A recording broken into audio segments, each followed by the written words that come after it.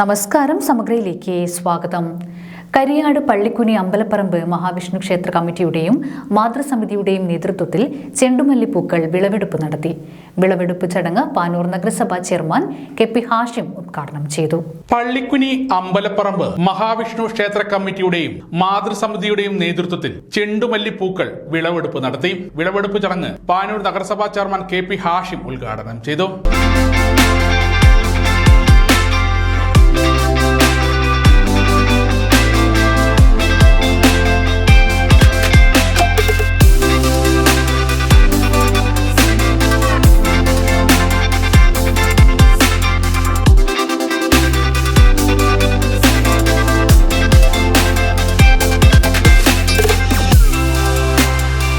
സുന്ദരമായ ഈ ഒരു പൂവിന്റെ തോട്ടം കണ്ടപ്പോ നമ്മുടെ മനസ്സിന്റെ അകത്ത് എല്ലാം അങ്ങ് മാറിപ്പോയി.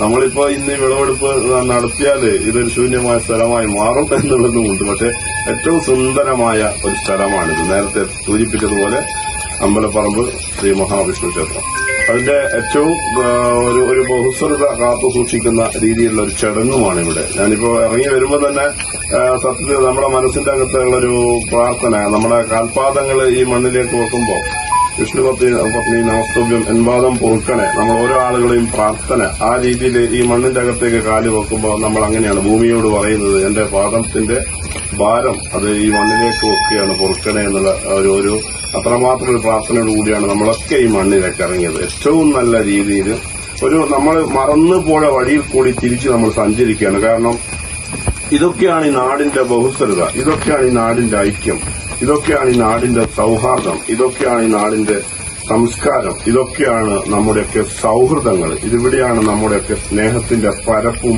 ആഴവും ഒക്കെ കൂട്ടുന്നത്. കാരണം ഇവിടെ ഇങ്ങനെ ഇരിക്കുന്ന ആളുടെ മനസ്സിന്റെ അകത്ത് മറ്റൊരു ഈർഷയുമില്ലാതെ നമ്മളിങ്ങനെ ഒരു ഉത്സവത്തിന്റെ പ്രതീതിയോടുകൂടി ഒരു ഉത്സവത്തെ വരവേൽക്കാനുള്ള ഒരു തയ്യാറെടുപ്പിന്റെ ഭാഗമായി ടി കെ ബാബുരാജ് അധ്യക്ഷനായി. കെ അശോകൻ ചടങ്ങിന് സ്വാഗതം പറഞ്ഞു. കൃഷി officer Fousiya, standing committee chairman T K Haneefa, K Mini, Shobha Kunnullathil, T H. Narayanan, Ranjith എന്നിവർ സംസാരിച്ചു.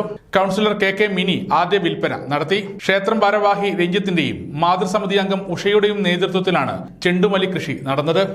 സക്സസ്ഫുൾ എന്ന് പറയണമെങ്കിൽ നമ്മൾ ആ തൈകളെല്ലാം വിത്ത് എന്താണെങ്കിലും ആ ഒരു ഇൻപുട്ട് കൊടുത്ത് അവസാനം അതിന്റെ വിളവെടുപ്പ് കഴിഞ്ഞ് അവർക്ക് ആ ഒരു മാർക്കറ്റിൽ നിന്ന് അതിന്റെ ഒരു ബെനിഫിറ്റ് കിട്ടുമ്പോഴാണ് അത് അവസാനം 100% സക്സസ്ഫുൾ നമുക്ക് പറയാൻ പറ്റുള്ളൂ. ആ ഒരു രീതിയിൽ നമ്മുടെ ജനകീയ ആസൂത്രണത്തിൽ നടപ്പിലാക്കിയ പുഷ്പകൃഷി നമുക്ക് 100% സക്സസ്ഫുൾ ആയി നമ്മൾ ഒരു ഫീൽഡിൽ നിന്ന് നടപ്പിലാക്കാൻ കഴിഞ്ഞു എന്നുള്ളത്. സമഗ്ര ന്യൂസ് പാനൂർ.